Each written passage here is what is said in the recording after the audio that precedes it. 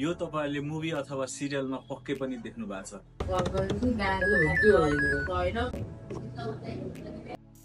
यसरी यसलाई चाहिँ अगाडि यो छापी अगाडि यसलाई चाहिँ ठ्याक्क यतातिर राखेर चाहिँ शक भनेर शक दिने गरिन्छ र यो ज्यान जोगाउन युज गरिन्छ भन्ने कुरा तपाईलाई पक्कै पनि थाहा छ।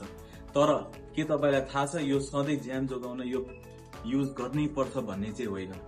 यो युज कतिखेर गरिन्छ र केमा गरिन्छ भन्ने कुरा तपाईलाई भन्नेछु। तर त्यो भन्दा अगाडि यो हेर्नुस् त एकचोटी, यसलाई सीपीआर भनिन्छ।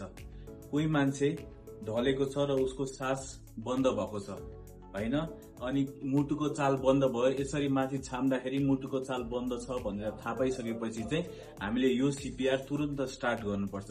यदि 5 मिनेट भन्दा पछि ढिलाइ भयो भने चाहिँ हाम्रो ब्रेन ड्यामेज हुन थाल्दछ।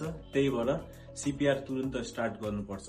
अब यो कतिखेर युज गरिन्छ भन्ने कुरा के होला त, यो हेर्नुस् त एकचोटी यतातिर, यो इसिजीमा यस्तो धर्का र अर्को यसरी यो धर्काहरू इसिजीमा देखियो भने मात्र यसको प्रयोग गरिन्छ।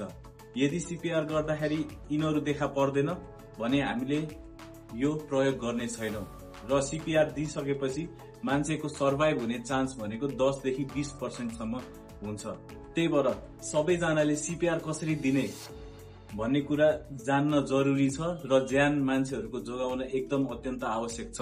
त्यही भएर सबैजनाले सीपीआर को बारेमा चाहिँ थाहा पाइराख्नु होला है त। Okay, Dr. B here. Stay safe, stay fit.